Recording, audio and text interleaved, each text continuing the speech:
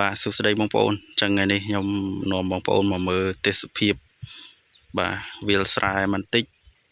បាទដើម្បីឲ្យបងប្អូននឹកឃើញរឿងខ្លះៗបាទសម្រាប់បងប្អូនដែលចំណាក់ស្រុកទៅកាន់ស្រុកគេក៏ដូចជាបាទបងប្អូនយើងដែលនៅស្រុកស្រែចម្ការប៉ុន្តែទៅធ្វើការនៅទីក្រុងបាទបែកពីផ្ទះពីគ្រួសារមួយរយៈបាទអញ្ចឹងពេលនេះរដូវនេះគឺស្រូវយើងបានធ្វើការចេញបាទជាមួយនឹងបាទផ្កាបាទហើយចេញគ្រាប់ដាក់អីហើយបងប្អូនបាទអញ្ចឹងវេលានេះគឺជាវេលាដែលទឹកកំពុងតែហូរផងដែរបាទគឺទឹកហូរកាត់ភ្លឺកាត់ទំនប់អីចឹងទៅបាទ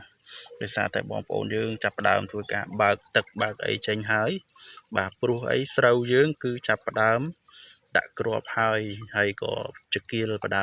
ទៅអញ្ចឹងយើងអត់អាចទុកយូរបានទេអញ្ចឹងត្រូវជំលះទឹកចេញឲ្យអស់បាទដើម្បីងាយស្រួលច្រូតក៏ដូចជាដឹកបាទគ្រាប់វាចេញពីស្រែពីអីចឹងទៅបាទអញ្ចឹងឃើញថាផ្លែខ្លាំងមែនតើសម្រាប់ស្រូវបាទរបស់យើងហើយស្រូវនេះជាប្រភេទស្រូវបាទស្មើល្អិតបាទអញ្ចឹងនៅក្នុងតំបន់ខ្ញុំនេះភាគច្រើនគឺគេប្រើប្រាស់ជាមួយនឹងប្រភេទពូជស្រូវស្មើល្អិតនេះដោយសារតែវាផ្លែច្រើនហើយវាធន់ជាមួយនឹងទឹកហើយម្យ៉ាងអាយុកាលវាហ្នឹងក៏បាទវាអាចក្រទុំអញ្ចឹង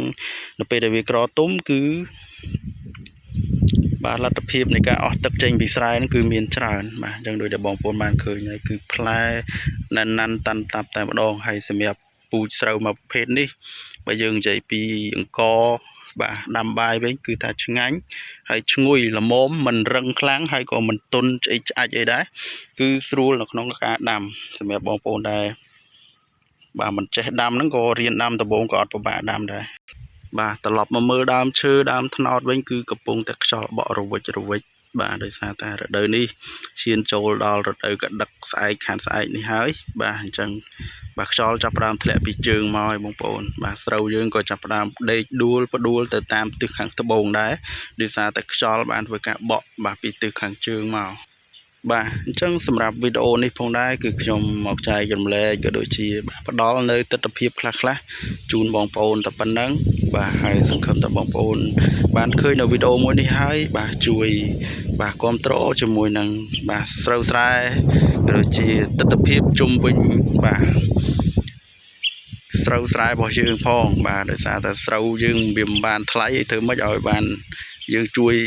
គ្រប់គ្រងស្រឡាញ់ចូលចិត្តនិងនឹកឃើញនៅអនុស្សាវរីយ៍របស់យើងបាទទាំងអស់គ្នា